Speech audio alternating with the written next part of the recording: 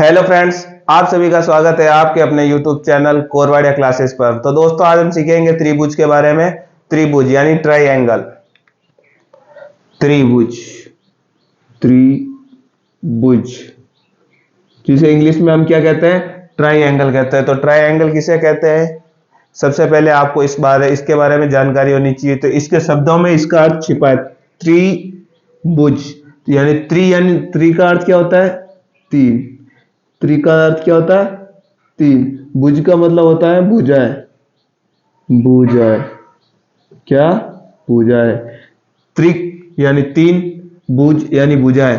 तीन भुजाओं से घिरी कैसी आकृति? बंद आकृति क्या कहलाती है?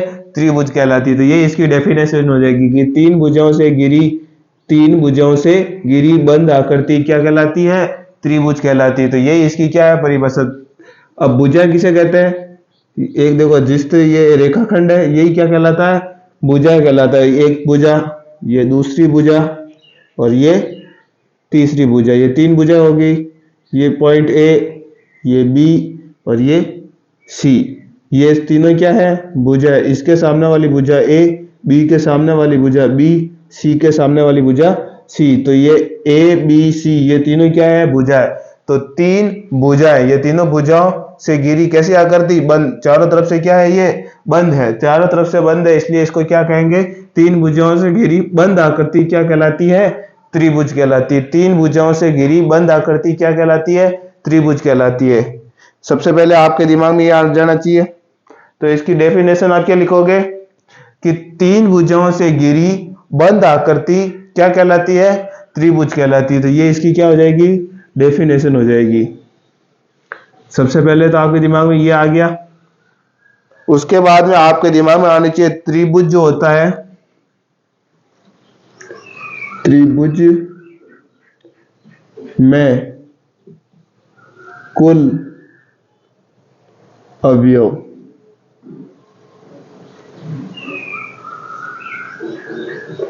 कोई सा भी अगर त्रिभुज है तो उसमें कुल कितने अवयव होंगे? तो उसमें अवयव होंगे कैसे कि मान लीजिए ये त्रिभुज है, ये त्रिभुज। इसमें अवयव का मतलब होता है भुजाएं और कोण। एक दो तीन, ये तीन तो भुजाएं होती है और कोण भी कितने होते हैं? एक दो और तीन। तीन तो भुजाएं और तीन कोण। तीन भुजा और तीन कोण यानी टोटल अवयव कितने हो गए? छह अवयव। कितने होते हैं? छह अवयव। जिसमें से ये छह अवयव में कौन कौन होते हैं? तीन तो क्या होती है? भुजाएं। तीन क्या होती है? भुजा। कौन कौन सी भुजा है? ये देखो, एक भुजा ये रही, एक भुजा ये रही, एक भुजा ये रही। तीन तो क्या होती है? भुजाएं। और क्या होते हैं? तीन कोण होते हैं। तीन क्या होते हैं? कोण। कौन कौन से कोण? एक बार ये कोण, एक ये कोण और एक ये कोण। तीन भुजा और तीन कोण होते हैं। तो कभी भी आपसे अगर क्वेश्चन पूछा जाए कि त्रिभुज में कुल कितने अवयव होते हैं, तो आपका आंसर क्या होगा? छह अवयव। पूछा जाए कौन कौन से, तो तीन तो भुजा और तीन कोण, तो उसे क्या कहेंगे? छह अवयव कहेंगे। टोटल कितने हो जाएंगे? तीन तो भुजा और तीन कोण। तीन और तीन दोनों कितने हो जाएंगे? छह हो जाएंगे। तो त्रिभुज में कुल कितने अवयव होते हैं? छह अवयव, जिसमें से तीन तो भुजा होती है और तीन कोण होते हैं। उसके बाद में आगे और क्या सीखना है इसमें हमारे को त्रिभुज के बारे में? ये जो त्रिभुज होता है, ठीक है, ये त्रिभुज, त्रिभुज के जितने भी अंदर वाले कोण है, ये त्रिभुज के अंदर वाले जो कोण है, ये इनको कहते क्या है? अंदर वाला कोण अंतः कोण कहलाता है। क्या कहलाता है? अंतः कोण। जो हमने पिछली क्लास में भी सीखा था, क्या कहते हैं इसको? अंतः कोण कहते हैं। ये क्या है? अंतः कोण। तो त्रिभुज के तीनों ही अंतः कोण या त्रिभुज के सारे अंदर वाले कोण, त्रिभुज के तीनों ही अंदर वाले कोण, इनको क्या कहते हैं? अंतः कोण कहते हैं। तो इन तीनों कोणों का योग कितना होता है? तो अपने पास में क्या आना चाहिए? त्रिभुज के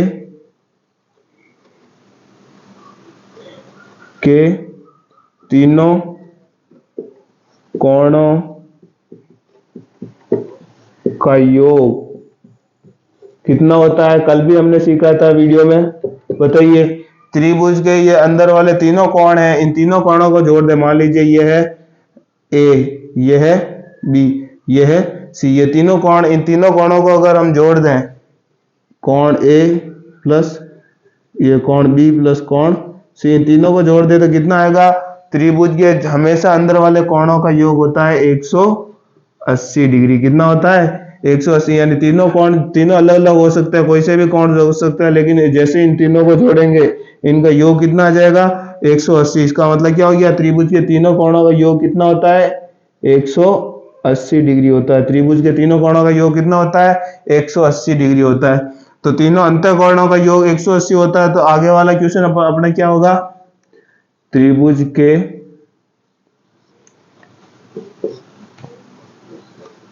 तीनों बाह्य कोणों का योग कितना होगा? बताइए। अगर ये अंतःकोणों का योग तो कितना होता है? 180। लेकिन जैसे इसको आगे बढ़ा दिया, ये वाली भुजा, इस भुजा को अगर आगे बढ़ा दो, इस वाली भुजा को आगे बढ़ा दो, और ये वाला कोण, ये वाला कोण और ये वाला कोण, अगर इन तीनों कोणों को अगर जोड़ें तो उनका योग क्या होगा? उनको तीनों कोणों का योग हमेशा 360 डिग्री होगा। यानी त्रिभुज के जो बाह्य कोण होते हैं, उन बाह्य कोणों को यदि जोड़ दिया जाए, योग कर दिया जाए, तो वो हमेशा कितना होता है? 360 होता है। मान लीजिए ये अगर 110 है, ठीक है, ये 120 है, ठीक है, उसके बाद में कितना हो गया? 110 और 120 230 और उसके बाद में 360 में और कितना इसमें और कितना जोड़े कि 360 हो जाए? 230 में से क्या कर देंगे? 360 घटा देंगे। 0, 6 में से 3 गया 3, 3 में से 1 गया 2। तो ये कोण कितने का होगा? 130 डिग्री का। क्योंकि त्रिभुज के तीनों बाह्य कोणों का योग जो होता है वो कितना होता है? 360 डिग्री। तो आपको अगर दो कोण दे रखे होंगे तो आप तीसरा कोण निकाल दोगे। कैसे? 360 में से ये घटा दोगे दोनों कोणों का योग, तो तीसरा कोण अपने को मिल जाएगा। तो त्रिभुज के तीनों कोणों का बाह्य कोणों का योग कितना होता है? 360 डिग्री होता है। यहां तक समझ में आ गया?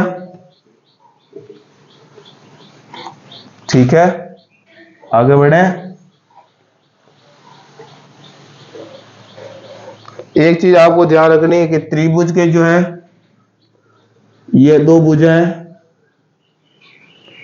ये भुजा है ए, ये भुजा है बी, ये तो तीनों बिंदु हो गए। इनकी भुजा मान लेते यह है 5 सेंटीमीटर, यह है 6 सेंटीमीटर, यह है 8 सेंटीमीटर, ठीक है। ये तीन भुजा दे रखी है। तो त्रिभुज की जो दो छोटी भुजा है, इन दोनों छोटी भुजाओं को जोड़ा जाए तो कितना आएगा? 6 5 11। इसका मतलब क्या हो गया? त्रिभुज की दोनों छोटी भुजाओं का योग करने पर वह जो तीसरी भुजा है, तीसरी भुजा कितनी है? 8, उससे हमेशा क्या होता है? ज्यादा होता है। समझ में आ गया? क्योंकि ये देखो छोटी, दोनों छोटी भुजा, एक तो 5 और एक 6, ये दोनों 8 से छोटी है। इन दोनों भुजाओं को टोटल करेंगे तो कितना आएगा? 11 सेंटीमीटर आएगा। और 11 सेंटीमीटर क्या 8 सेंटीमीटर से बड़ा है या छोटा? बड़ा है। इसका मतलब क्या हो गया? क्या लिख सकते हैं हम कि त्रिभुज की दो छोटी भुजाओं का योग सदैव तीसरी भुजा से, तीसरी कौन सी? जो सबसे बड़ी, तीसरी भुजा से ज्यादा होता है। तीसरी भुजा से हमेशा क्या होता है? ज्यादा होता है। यानी त्रिभुज की दो छोटी भुजा है, त्रिभुज की दो छोटी भुजाओं को अगर जोड़ेंगे तो वह तीसरी जो भुजा है कौन सी? जो सबसे बड़ी। तीसरी भुजा कौन सी? तीसरी भुजा का मतलब जो सबसे बड़ी है, सबसे बड़ी, उससे क्या होगा? सदैव क्या होगा? ज्यादा होगा। त्रिभुज की दो छोटी भुजाओं को अगर जोड़ेंगे तो वो तीसरी भुजा से हमेशा क्या होगी? बड़ी होंगी दोनों का टोटल। एक चीज तो आपके दिमाग में ये आ गई, ठीक है। ये इसके बाद में और देखो, ये त्रिभुज है, यही से अपन ले लेते हैं ए बी सी। ये है 5 सेंटीमीटर, यह है 6 सेंटीमीटर और यह है 8 सेंटीमीटर। तो देखो इन दोनों का अंतर निकाले, अगर दो छोटी भुजाओं का अंतर निकालते हैं, 5 6 माइनस 5 कितना आता है 1। इसका मतलब क्या समझ में आया, त्रिभुज की दो छोटी भुजाओं उसका अगर अंतर निकाला जाए तो बड़ी भुजा से हमेशा क्या होता है, कम होता है। 8 से 1 कम है ज्यादा है, 1 कम है, यानी इसका मतलब क्या हो गया, त्रिभुज की दो छोटी भुजाओं का अगर अंतर निकाला जाए या दोनों छोटी भुजाओं को घटाया जाए तो बड़ी वाली भुजा से हमेशा क्या होगा, कम होगा। तो ये क्या है, इसको हम कैसे लिख सकते हैं, मिटाओ इसको ऊपर वाले को,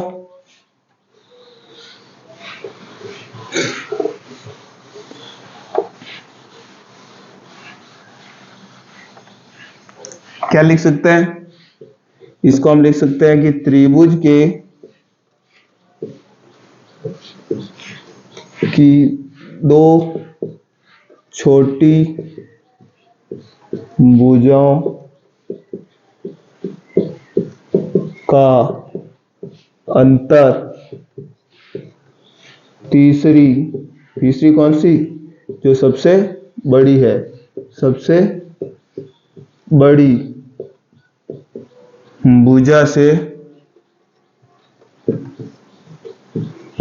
सदैव क्या होता है, कम होता है।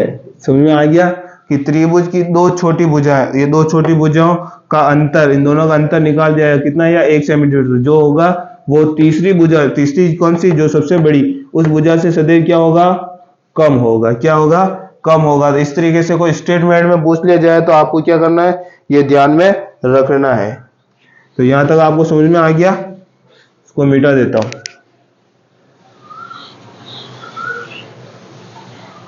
ठीक है, अब आगे चलते हैं, भुजाओं के आधार पर त्रिभुज को बांटते हैं। भुजाओं के आधार पर त्रिभुजों के प्रकार, भुजाओं के आधार पर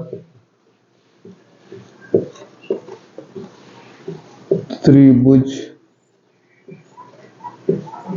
के प्रकार। ठीक है, किसके आधार पर, भुजाओं के आधार पर हम त्रिभुज को बांटेंगे। एक तो भुजाओं के आधार पर बांटेंगे, दूसरा किसके आधार पर बांटेंगे, कोणों के आधार पर बांटेंगे। तो सबसे पहले हम किसके आधार पर बांट रहे हैं, भुजाओं के आधार पर त्रिभुज को बांटते हैं। तो सबसे पहला आता है आपके पास में समबाहु त्रिभुज। समबाहु त्रिभुज, समबाहु त्रिभुज किसको कहते हैं, सबसे पहले आपके दिमाग में ये जानकारी होनी चाहिए कि समबाहु त्रिभुज कहते किसे हैं। तो सबसे पहले आपको क्या पता होना चाहिए, सम का अर्थ क्या होता है, मैंने पहले भी बताया था पिछली वीडियो में। सम का मतलब होता है समान या बराबर, बराबर को चाहे समान को, एक ही बात है। तो मतलब क्या है, समबाहु त्रिभुज यानी जिसकी भुजाएं बराबर हो, भुजा बराबर, बाहु का मतलब क्या हो, भुजाएं, बाहु का मतलब क्या है, बाहु यानी भुजा, बाहु यानी भुजा, यानी समबाहु यानी सभी जो भुजाएं हैं वो कैसी हो, बराबर हो, उसे क्या कहेंगे, त्रिभुज। भुजाओं के साथ साथ और क्या बराबर होना चाहिए, कोण भी बराबर होने चाहिए। और कौन से, किसके कोण, त्रिभुज के। और त्रिभुज के कितने कोण होते हैं, 3। भुजाएं कितनी होती है, 3, यानी 3 भुजा और 3 कोण अगर बराबर है, तीनों भुजा और तीनों कोण क्या है, बराबर है, तो वो क्या कहलाता है, समबाहु त्रिभुज। कैसे,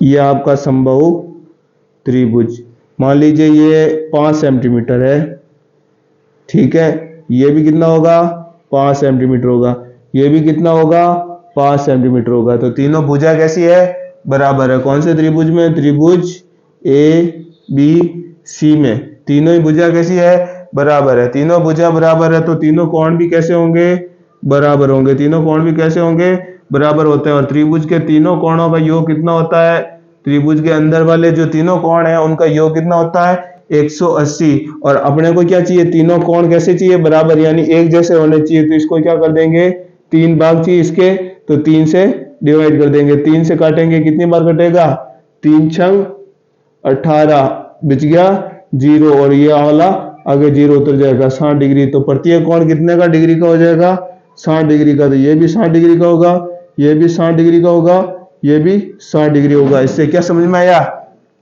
कि समबाहु त्रिभुज में तीनों भुजाएं बराबर होती है और तीनों कोण कितने डिग्री के होते हैं? 60 डिग्री के। 60 डिग्री के ही क्यों हो रहे हैं? क्योंकि त्रिभुज के तीनों कोण बराबर होने चाहिए और त्रिभुज के अंदर वाले तीनों कोणों का योग कितना होता है? 180। और 180 के 3 बराबर भाग करने, 180 के 3 बराबर भाग करेंगे तो वो हमेशा कितना आएंगे? 60, 60 और 60। तीनों को वापस जोड़ दो तो कितना आ जाएगा? 180 आ जाएगा। तो इसलिए इसको क्या कहते हैं? समबाहु त्रिभुज में तीनों भुजा और तीनों कोण क्या होते हैं? बराबर होते हैं। तो इसको लिख सकते हैं हम समबाहु त्रिभुज में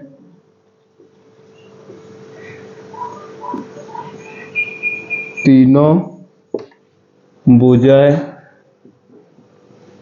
तथा तीनों कोण कितने डिग्री होंगे? तीनों कोण 60 डिग्री के कोण बराबर होते हैं। ठीक है, तो ये समबाहु त्रिभुज आती है, आपके दिमाग में आ जाएगा कि तीनों भुजाएं बराबर होगी और कोण तो हमेशा कितने डिग्री का होंगे? 60 डिग्री के कोण होंगे। तो यहां तक आपको समझ में आ गया समबाहु त्रिभुज। अब दूसरा त्रिभुज लेते हैं समद्विबाहु त्रिभुज। क्या लेंगे? समद्विबाहु त्रिभुज।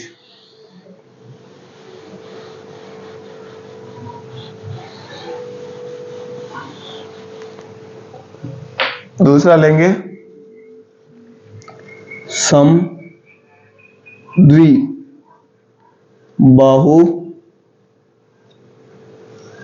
त्रिभुज।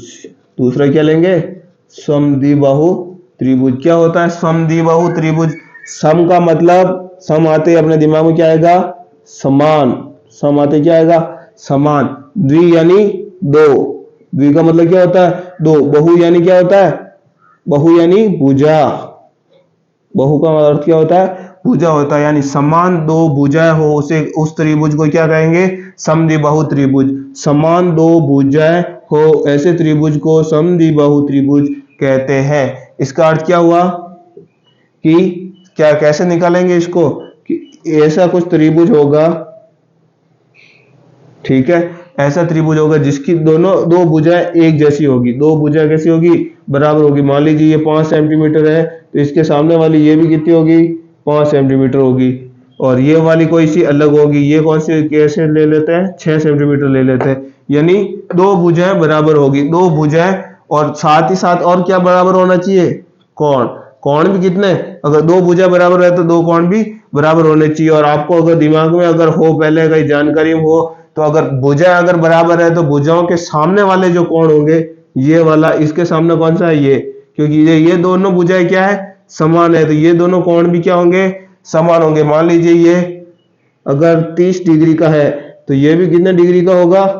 30 डिग्री होगा। ये एक अनुमान लगा रही है। मान लीजिए ये अगर 60 डिग्री का है तो सामने वाला भी कितना डिग्री का होना चाहिए? 60 डिग्री का होना चाहिए। तो इस तरीके से आपके दिमाग में रखना है कि दो भुजाएं और दो कोण कैसे होंगे? बराबर होंगे। दो भुजाएं, दोनों भुजाएं और दो कोण, ये आमने इसके सामने वाले कोण, अगर भुजा ये दोनों भुजा बराबर तो ये दोनों कोण बराबर होंगे। और ये वाली भुजा और ये वाली भुजा होती है तो कौन से कोण बराबर होते हैं? तो ये भुजा भी 5 सेंटीमीटर होती है, ये भुजा 5 सेंटीमीटर होती है और ये 6 सेंटीमीटर होती। मान लीजिए ये भुजा अलग है, ये दोनों भुजा बराबर, कौन से कोण बराबर होते हैं? इस भुजा के सामने वाला कोण कौन सा? ये वाला। इस भुजा के सामने वाला कोण कौन सा? ये वाला। तो ये दोनों कोण कैसे होते हैं? बराबर होते हैं। समझ में आ गया? ठीक है, तो इसको डेफिनेशन लिख सकते हैं कि इस त्रिभुज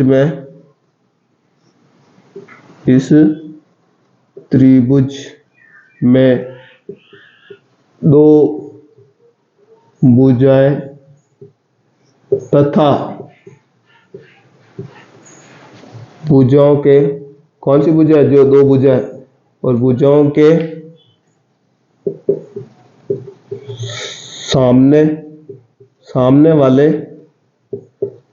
कोण बराबर होते हैं।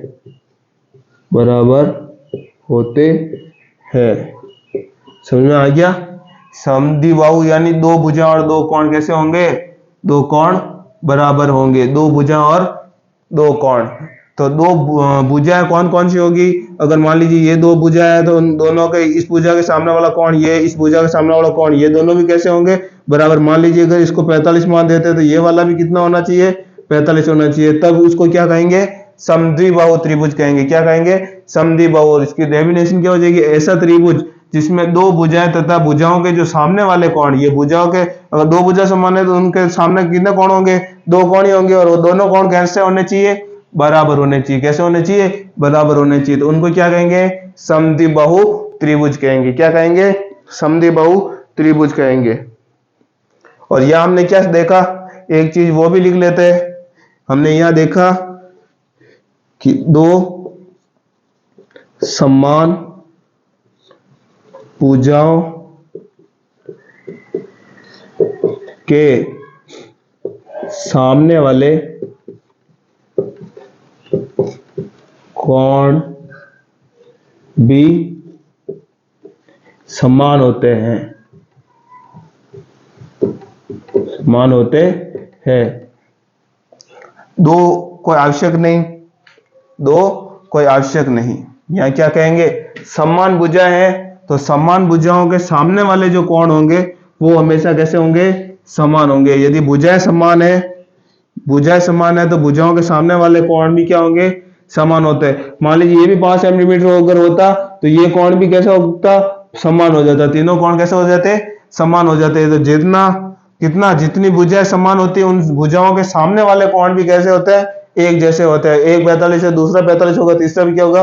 45। तो जैसे भुजाएं समान होगी वैसे कोण भी समान होंगे, एक जैसे होंगे। तो यहां तक आपको समझ में आ गया होगा। उसके आगे तीसरा त्रिभुज लेते हैं अभी। तीसरा त्रिभुज अपने विषमबाहु त्रिभुज। कौन सा? विषमबाहु त्रिभुज। विषमबाहु त्रिभुज। विषमबाहु त्रिभुज किसे कहेंगे? देखते हैं। कुछ ऐसा त्रिभुज होगा, ठीक है। इसका मतलब क्या है? इसका मतलब क्या समझ में आया? एक लाइन यानी ये अलग होगा, दो लाइन यानी ये वाला भी अलग होगा, तीन लाइन यानी ये भी अलग होगा। कहने का मतलब ये अगर 5 सेंटीमीटर है, ये 6 सेंटीमीटर है, ये 7 सेंटीमीटर, यानी तीनों भुजाएं क्या है? अलग है। विषम यानी अलग अलग। विषम का मतलब क्या होता है? अलग अलग। देखो त्रिभुज यानी भुजाएं तो हमेशा कितनी होगी? 3 होगी। और तीनों जो भुजाएं हैं वो क्या होगी? विषम। विषम यानी विपरीत। विपरीत का अर्थ जो सेम नहीं है। जो विपरीत का मतलब क्या है? समान नहीं। समान नहीं यानी तीनों भुजाएं समान नहीं हो। और भुजाएं समान नहीं है तो क्या तीनों कोण समान होंगे? अगर भुजाएं तीनों अलग अलग है तो कोण भी तीनों क्या होंगे? अलग होंगे। कोण भी तीनों क्या होंगे? अलग होंगे। तो जैसे भुजाएं भी समान नहीं है तो कोण भी समान नहीं होंगे। तो इसमें क्या हो जाएगा? तीनों भुजाएं तथा तीनों कोण अलग अलग। अलग अलग। अलग अलग का मतलब समान नहीं, अलग अलग होते हैं। किसमें? विषमबाहु त्रिभुज में तीनों ही भुजा और तीनों ही कोण, तीनों ही भुजा और तीनों ही कोण कैसे होते हैं? अलग अलग होते हैं। कैसे होते हैं? अलग अलग होते हैं। किसमें? विषमबाहु त्रिभुज में तीनों ही भुजा और तीनों ही कोण कैसे होंगे? अलग अलग होंगे। तो उसे हम क्या कहेंगे? विषमबाहु त्रिभुज कहेंगे। क्या कहेंगे? विषमबाहु त्रिभुज कहेंगे। इसका मतलब आपको यहां तक समझ में आ गया? तीनों भुजाएं और तीनों कोण अगर अलग अलग है तो उसको हम क्या कहेंगे? विषमबाहु त्रिभुज कहेंगे। अब देखो ये 5 सेंटीमीटर है तो 5 सेंटीमीटर इसमें क्या है? सबसे छोटी भुजा है। अगर 5 सेंटीमीटर वाली जो भुजा सबसे छोटी है तो इसके सामने वाला कोण भी क्या होगा? सबसे छोटा होगा। सबसे छोटी भुजा, सबसे छोटी वाली भुजा के सामने वाला कोण भी क्या होगा? सबसे छोटा। उसके बाद में इससे बड़ी भुजा 6, ठीक है। दूसरी भुजा क्या है? 6। तो 6 के सामने वाला कोण क्या होगा? सबसे बड़े वाली भुजा से तो क्या होगा? छोटा। और सबसे छोटी वाली भुजा से क्या होगा? बड़ा। तो ये 30 सेंटीमीटर है तो ये कितना हो जाएगा? मान लीजिए 45 सेंटीमीटर मान लेते हैं, ठीक है। तो ये होगा कितना सेंटीमीटर? 45 सेंटीमीटर। और सबसे बड़ी वाली भुजा अगर है, सबसे बड़ी वाली भुजा के सामने वाला कोण भी क्या होगा? सबसे बड़ा होगा। क्या होगा? सबसे बड़ा होगा। और अपने को क्या दिमाग में आना चाहिए कि त्रिभुज के तीनों कोणों का योग तो कितना होता है? 180। दो कोण हो गए, एक तो 45 डिग्री और एक 30 डिग्री। कितना हो गया? 4 तारीख 12, 125। तो ये हो गया 125। 4 और 3 7 होते हैं, सॉरी गुणा कर दिया। तो ये देखो 45 और 30, 5 4 और 3 7, यानी 75 डिग्री हो गया। और 180 में से 75 गया, कितना बचेगा? 10 में से 5 गया 5, यहाँ कितना बच गया? 7, 7 में से 7 गया 0 1। तो ये कितना डिग्री का होना चाहिए? सबसे बड़ी वाली भुजा के सामने वाला कोण सबसे बड़ा है, यानी जितना डिग्री का होना चाहिए 105 डिग्री का होना चाहिए। सबसे बड़ी वाली भुजा के सामने वाला कोण तो सबसे बड़ा होगा, और सबसे छोटी भुजा के सामने वाला जो कोण होगा वो सबसे छोटा होगा। तो इस तरीके से इसको लिखना है। तो ये बात भी आपके दिमाग में आ गई होगी। तो हम इसको ऐसे लिखेंगे कि सबसे बड़ी भुजा के सामने वाला कोण सबसे बड़ा और सबसे छोटी भुजा के सामने वाला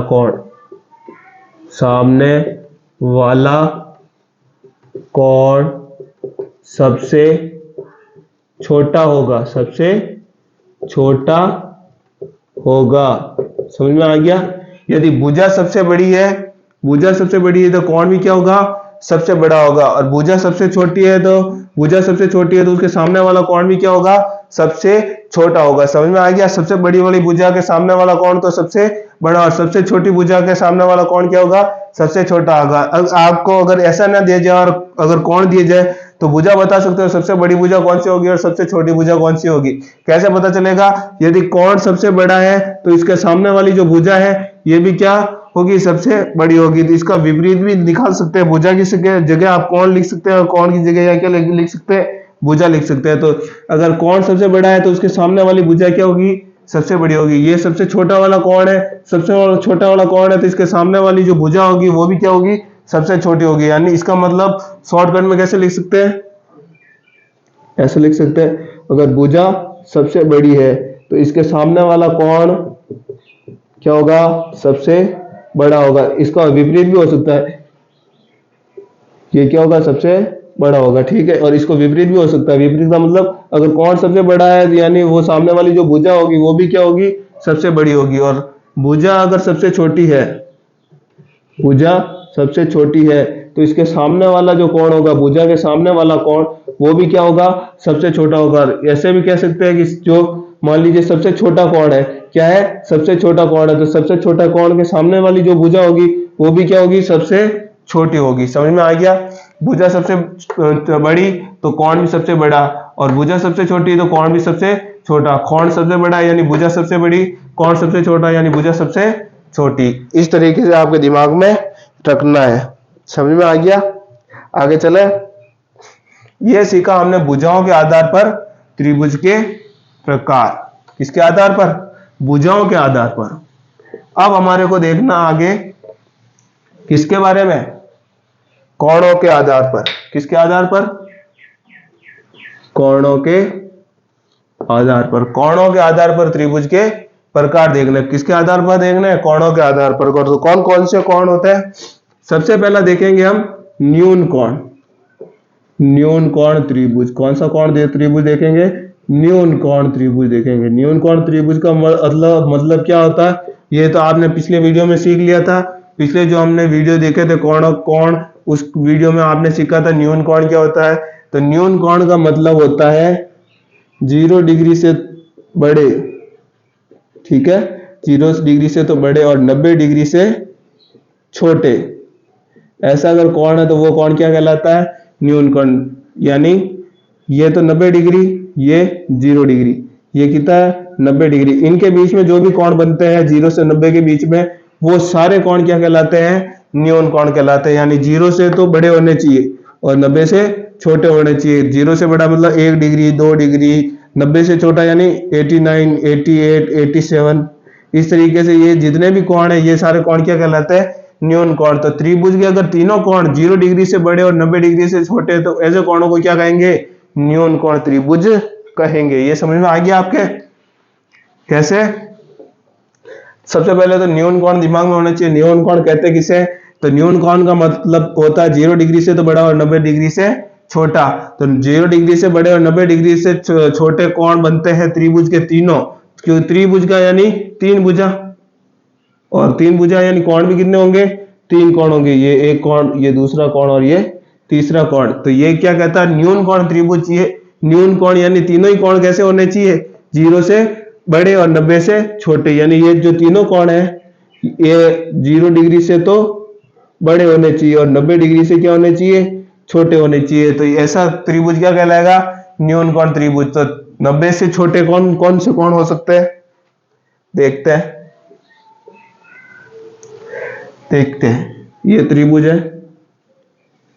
मान लीजिए ये कितना है? ये 30 डिग्री मान लिया। ये कितना मान लिया?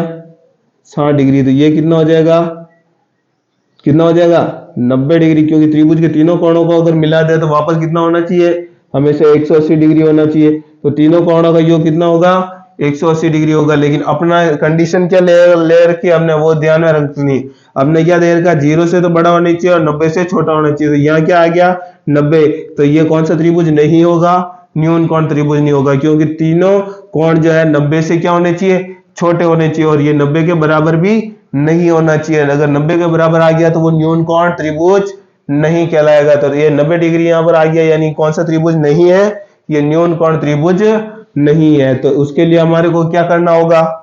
उसके लिए इधर देखो, ये एक त्रिभुज बना दिया, ठीक है। और तीनों कोण किसमें होने चाहिए? 0 से बड़े और 90 से छोटे। यानी एक मैंने मान लिया, मान लीजिए 75, ठीक है। एक मैंने मान लिया 35, ठीक है। एक 75 मान लिया, एक 35 मान लिया। कितना हो गया टोटल? 110। 110 के बाद में कितना बचता है? 180 के लिए 70 डिग्री, ठीक है। तो ये तीनों कोण 90 से छोटे हैं और 0 डिग्री से बड़े। तो ये त्रिभुज क्या कहलाएगा? न्यून कोण त्रिभुज कहलाएगा। क्या कहलाएगा? न्यून कोण त्रिभुज। जिसके तीनों कोण को जो मान हो वो कैसा होना चाहिए? 0 से तो बड़ा और 90 डिग्री से छोटा होना चाहिए। ऐसा क्या त्रिभुज क्या कहलाएगा? न्यून कोण त्रिभुज कहलाएगा। क्या कहलाएगा? न्यून कोण त्रिभुज कहलाएगा। तो इसमें बताओ, ये 3 भुजा है, ये ए है, ये बी है और ये सी है। ये बिंदु है और इनकी भुजाएं, ए के सामने वाली भुजा ए, बी के सामने वाली भुजा बी और सी के सामने वाली भुजा सी। तो आपको ये बताना है कि इसमें सबसे बड़ी भुजा कौन सी होगी? जो हमने पीछे सीखा है, सबसे बड़ी भुजा कौन सी होगी इसमें? तो देखो, सबसे बड़ा वाला कौन, सबसे बड़ा कौन सा इसमें? 75, 75 डिग्री कौन सबसे बड़ा है? यानी इसके सामने वाली ये जो भुजा है ये क्या होगी? सबसे बड़ी। अब आपको बताना इसमें सबसे छोटी भुजा कौन सी होगी? ए बी सी, ये 3 भुजा है। इन 3 भुजाओं में सबसे छोटी भुजा कौन सी होगी? तो सबसे छोटी भुजा यानी सबसे छोटा वाला कौन, सबसे छोटा वाला कौन सा है? 35। और 35 के सामने वाली जो भुजा है वो क्या होगी? सबसे छोटी होगी। तो इससे आपको ये कंसेप्ट भी पता चल गया और आपको ये भी समझ में आ गया कि न्यून कोण त्रिभुज किसे कहते हैं। न्यून कोण त्रिभुज यानी जिसमें तीनों कोण कैसे होने चाहिए? 0 से बड़े होने चाहिए और 90 से छोटे होने चाहिए। देखो, तीनों 0 से तो बड़े हैं और 90 से क्या है? छोटे हैं। तो ऐसे कोण क्या कहलाता है? न्यून कोण त्रिभुज कहलाता है। इसके आगे चलते हैं। अभी न्यून कोण त्रिभुज के बाद में दूसरा त्रिभुज है समकोण त्रिभुज। कौन सा? समकोण त्रिभुज। समकोण त्रिभुज किसे कहते हैं? समकोण त्रिभुज किसे कहते हैं? तो ऐसा त्रिभुज, सबसे पहले तो समकोण किसे कहते हैं? आपने अगर पिछली क्लास देखी है कोण वाली तो उसमें आपको पता चल गया होगा कि समकोण किसे कहते हैं? जिसमें एक कोण कैसा होना चाहिए? 90 डिग्री का होना चाहिए। उसको क्या कहते हैं? समकोण। जिसमें एक कोण 90 डिग्री का हो उसे क्या कहते हैं? समकोण कहते हैं, ठीक है। तो समकोण कैसा होता है? ऐसा होता है, ये एक कोण कैसा हो गया? 90 डिग्री का हो गया। कैसा हो गया? 90 डिग्री का। बाकी कोई अलग अलग कोण हो सकते हैं। ये मान लीजिए 30 डिग्री का हो गया और ये कितने डिग्री का हो गया, 60 डिग्री का। तीनों का योग देखो 180 डिग्री हो रहा है, बिल्कुल 180 डिग्री हो रहा है, यानी तीनों कोण तो संतुष्ट हो रहे हैं। और उसके बाद में सम कोण है, यानी एक कोण कितने डिग्री का होना चाहिए, 90 डिग्री का होना चाहिए। और 90 डिग्री कोण यानी सबसे बड़ा कोण है, सबसे बड़ा कोण है यानी इसके सामने वाली जो भुजा होगी वो भी क्या होगी, सबसे बड़ी होगी। और भुजा सबसे छोटा देखो कोण कौन सा है, 30 डिग्री, तो इसके सामने वाली जो ये भुजा है ये क्या होगी, सबसे छोटी होगी। तो यहां तक आपको समझ में आ गया होगा। तो समकोण त्रिभुज किसमें किसे कहते हैं, जिसमें एक कोण जो हो 90 डिग्री का हो, ऐसा त्रिभुज क्या कहलाता है, समकोण त्रिभुज कहलाता है। क्या कहलाता है, समकोण त्रिभुज कहलाता है। एक कोण तो कैसा होना चाहिए, 90 डिग्री का, और दो छोटे छोटे कोण वो कैसे होने चाहिए, न्यून कोण होने चाहिए। बचे हुए कोण कौन से कहलाते हैं, न्यून कोण कहलाते हैं। ठीक है, ठीक है, न्यून कोण। तो एक कोण तो क्या होगा, 90 डिग्री का होगा, और दो छोटे कोण कैसे होंगे, दो छोटे कोण कैसे होंगे, न्यून कोण होंगे। तो एक कोण तो 90 डिग्री का और दो छोटे कोण कैसे होंगे, न्यून कोण होंगे। तो ऐसा कोण तो त्रिभुज क्या कहलाता है, समकोण त्रिभुज कहलाता है। क्या कहलाता है, समकोण त्रिभुज कहलाता है। तो ये आज तक आपको समझ में आ गया होगा। आगे चलते हैं, उसके आगे चलते हैं अधिकोण त्रिभुज। तीसरा है अधिकोण त्रिभुज।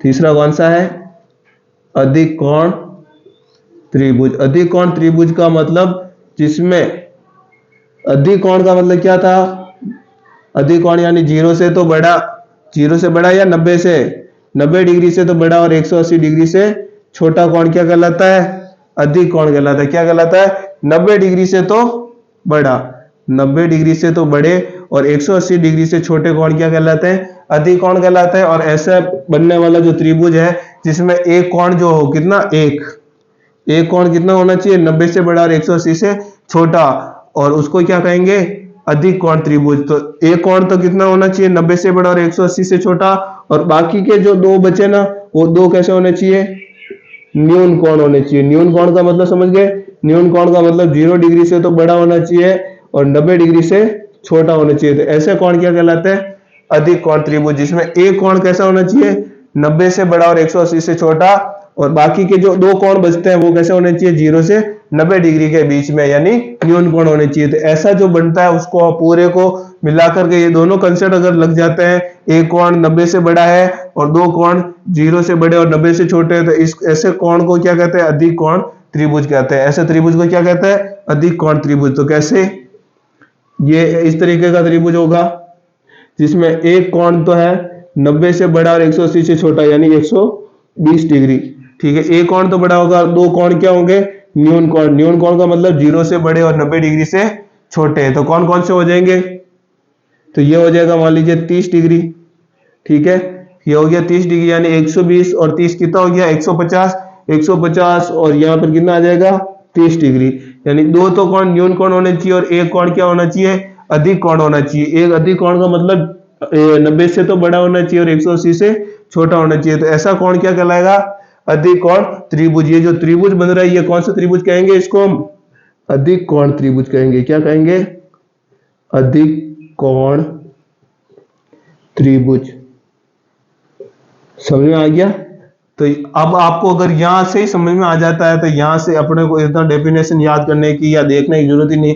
अधिकोण, अधिकोण का मतलब एक कोण कैसा होना चाहिए, अधिकोण होना चाहिए। तो ऐसे त्रिभुज को क्या कहेंगे, अधिकोण त्रिभुज। अधिकोण का मतलब अपने दिमाग में अगर है तो अपने को सीधा पता चल जाएगा कि 90 डिग्री से तो बड़ा होगा और 180 डिग्री से छोटा होगा। ऐसा कोण क्या कहलाएगा, अधिकोण त्रिभुज। और न्यून कोण त्रिभुज यानी तीनों ही कोणों का जो योग है वो तो 180 डिग्री होना चाहिए, लेकिन अगर न्यून कोण है तो न्यून कोण में तीनों ही कोण जो है 0 डिग्री से तो बड़े होने चाहिए और 90 डिग्री से छोटे होने चाहिए। और समकोण का अर्थ क्या है, एक कोण कैसा होना चाहिए, समकोण। समकोण का मतलब 90 डिग्री, यानी एक कोण 90 डिग्री का होना चाहिए और बाकी सारे कोण कैसे होने चाहिए, बाकी सारे कोण न्यून कोण होने चाहिए, यानी 0 से तो बड़े और 90 डिग्री से छोटे होने चाहिए। तो ये हो गया अधिकोण त्रिभुज।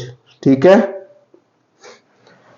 इसके बाद में एक और बच जाता है, वो है समकोण समद्विबाहु त्रिभुज।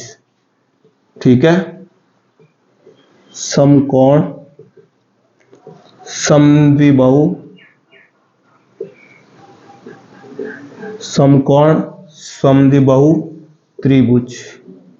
तो इनका जो शब्द है इस शब्दों के अंदर ही इसकी पूरी डेफिनेशन लिख रखी है। इनके जो शब्द लिख रखे हैं इन शब्दों में इसकी पूरी डेफिनेशन लिख रखी है। समकोण यानी एक कोण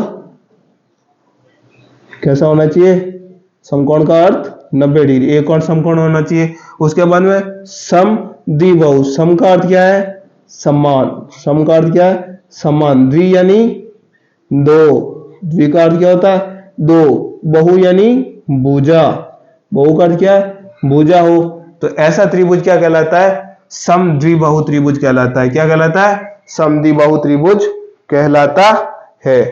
तो पूरी डेफिनेशन आ गई कि एक कोण तो 90 डिग्री का हो और दो भुजाएं कैसी हो, समान हो, ऐसा त्रिभुज क्या कहलाएगा, समकोण समद्विबाहु त्रिभुज। तो कैसे, कुछ इस तरीके से, ठीक है। एक कोण कैसा होना चाहिए, 90 डिग्री का होना चाहिए, तो ये कोण 90 डिग्री का हो गया, पहली कंडीशन कंप्लीट। उसके बाद में समद्विबाहु यानी दो भुजाएं बराबर होनी चाहिए, एक ये भुजा मान ली, एक ये भुजा मान ली, दोनों भुजा कैसी है, बराबर है, ठीक है। दो भुजा बराबर है तो आपके दिमाग में आना चाहिए, दो भुजा बराबर है तो उसके सामने वाले जो कोण बनते हैं, इस भुजा के सामने वाला कोण कौन सा, ये वाला, इस भुजा के सामने वाला कोण कौन सा, ये वाला, तो ये कोण भी कैसे होंगे, यदि दो भुजा बराबर है तो भुजाओं के सामने वाले कोण भी कैसे होंगे, बराबर होंगे। और अब आपको दिमाग में आ गया होगा कि 90 डिग्री तो अपने पास में दे ही रखा है, तो अपने त्रिभुज के तीनों कोणों का योग हमेशा कितना होता है, 180, यानी 180 को होने में और कितने बाकी है, 90 डिग्री कोण और बाकी है। तो और ये क्या कहता है, दो भुजा बराबर है तो भुजाओं के सामने वाले कोण भी बराबर, यानी ये जो कोण होगा वो का वही क्या होगा, ये कोण। तो कितने कोण चाहिए, दो कोण चाहिए, इसका मतलब आधे आधे बन जाएंगे, ये आधा हो जाएगा, ये भी 90 का आधा हो जाएगा, तो दो कोण बन जाएंगे, दोनों मिलके वापस कितने हो जाएंगे,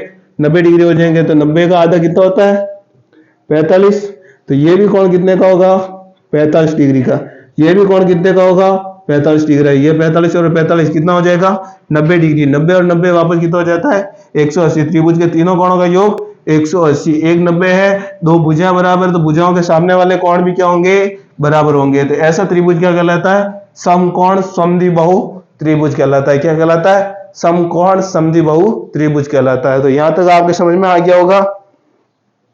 तो ठीक है दोस्तों, आज के लिए इतना ही, कल फिर मिलेंगे किसी नए वीडियो के साथ, तब तक के लिए धन्यवाद।